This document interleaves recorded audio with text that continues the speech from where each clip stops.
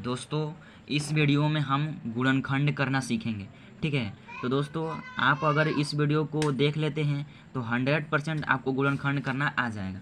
तो देखिए दोस्तों, गुणनखंड जो रहता है वो दो प्रकार का होता है और आपको इसके यहाँ पे दिखाई दे रहा है क्वेश्चन। और ज़्यादा से ज़्यादा स्टूडेंट यही गलती कर देते हैं कि ये क्वेश्चन को हम कैसे सोल्व करते हैं। ठीक है, तो ये गुणनखंड करेंगे वैसे ही, लेकिन थोड़ा सा इसमें फ़र्क पड़ेगा। ठीक है, तो देखिए ये पहला स्टेप, ये पहला गुणनखंड है और ये दूसरा है। ठीक है, तो अब देखिए इनमें आपको कुछ देखने को मिलेगा। अब सबसे पहले तो ये जान लेते हैं। देखिए ए टू जेड जो भी अक्षर होता है ना, उसे क्या बोलते हैं? चर बोलते हैं। और ए से 100 तक संख्या होती है उसे क्या बोलते हैं? अचल बोलते हैं।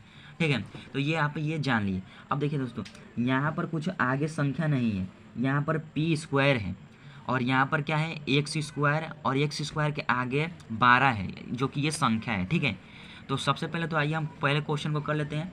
अब देखिए दोस्तों, इसमें आपको क्या करने का है, ये जो बीच वाला है ना, ये मध्यम पद बोलते हैं। ठीक है, अब मध्यम पद का ऐसा खंड करने का है कि गुणा करने पर 8 आ जाए और जोड़ने पर 6 आ जाए। तो ऐसे आप गुणनखंड कर सकते हैं। तो देखिए यहाँ पर हम कर लेते हैं, यहाँ पे कर देते हैं। अब देखिए 2 चौक 8 और 8 गुणे 1 यानी 8 आएगा।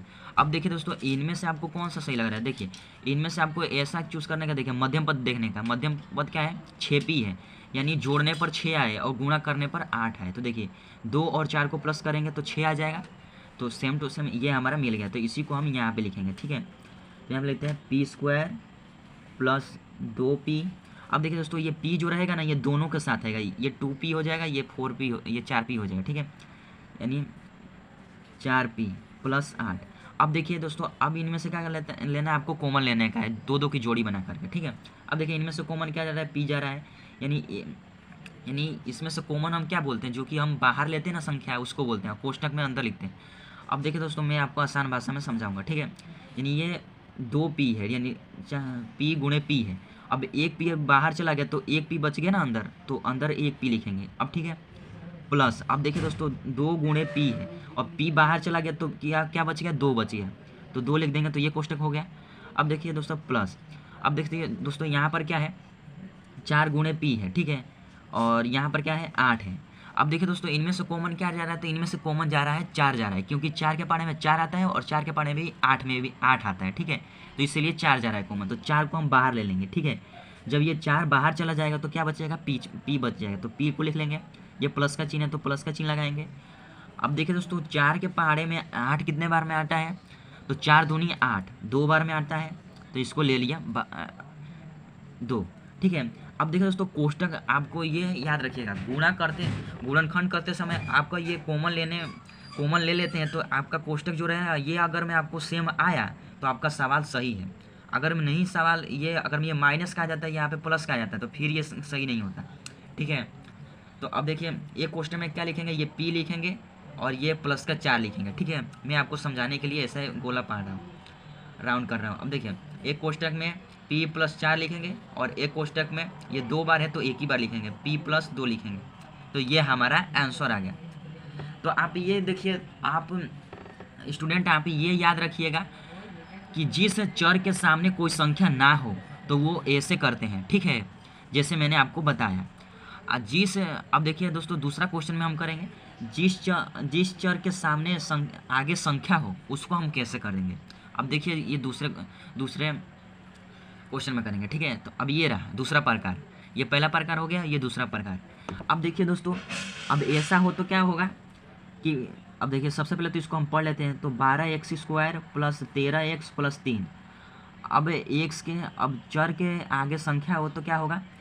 पहले वाले से लास्ट वाले से गुणा होगा। ठीक है, यानी 12 तिया 36 होगा। ठीक है, अब देखिए 36 का ऐसा खंड करिए कि जोड़ने पर 13 आए और गुणा कराने पर 36 आए। तो इसको आप कैसे कर सकते हैं? तो देखिए दोस्तों, आपको ये करने के लिए, तो देखिए दोस्तों आप समझ गए। तो देखिए मध्यम पद क्या है? 13x है, यानी देखिए दोस्तों गुणा करने पर 36 आए और प्लस करने पर 13 आए। तो अब देखिए 36 कौन कौन से पहाड़े में आता है, तो ये हम सबसे पहले लिख लेते हैं। तो देखिए दोस्तों 36 जो है वो 9 चौक 36 आता है, तो ऐसे भी लिख सकते थे 4 गुणे 9 36 आता है, ठीक है। उसके बाद 36 किस में आता है, तो 12 के पाड़े में आता है, 12 तिया 36, ठीक है। अब देखिए दोस्तों, इनमें से आपको प्लस जोड़ने पर कितना है, 13 है, और गुणा करने पर 36 आ जाए। तो देखिए 9 गुणे 4 करेंगे तो 36 भी आ जाएगा, और 9 और 4 को प्लस करेंगे तो 13 भी आ जाएगा। तो सही बन रहा है, तो इसी को हम ले लेते हैं। तो देखिए 12x² प्लस 9x। अब देखिए दोस्तों, ये प्लस प्लस की जो संख्या है ना, जब ये मध्यम पद पे भी प्लस का है और अंतिम पद भी प्लस का है, तो सब पे प्लस प्लस का सिंबल आएगा, ठीक है।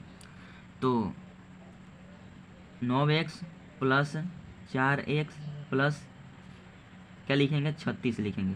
अब डायरेक्ट हम क्या लिख लेंगे इसको, सॉरी दोस्तों, 36 नहीं लिखेंगे, 3 लिखेंगे, ठीक है, क्योंकि ये तो आगे वाली संख्या से इसको गुणा कराया था ना, उसके बाद 36 आया था, तो ये 3 का 3 ही रहेगा, ठीक है।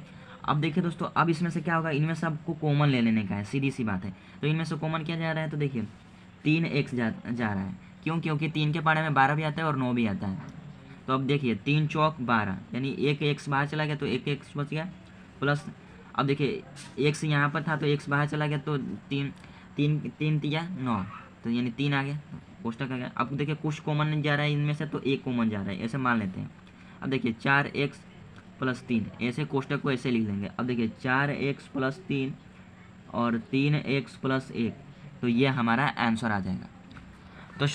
तो स्टूडेंट आप लोगों को मैंने कन्फ्यूज आप बहुत होते हैं, तो मैंने आपको समझा दिया है कि कैसे गुणनखंड करते हैं। गुणनखंड 2 प्रकार के होते हैं, ये पहला गुणनखंड है और ये दूसरा गुणनखंड है। तो पहले गुणनखंड में क्या होता है और दूसरे गुणनखंड में क्या होता है, मैंने आपको डिटेल से इस वीडियो में बता दिया है, ठीक है। यदि आपको ये वीडियो अच्छी लगी हो तो वीडियो को लाइक करिएगा और चैनल को प्लीज़ सब्सक्राइब कर लीजिएगा।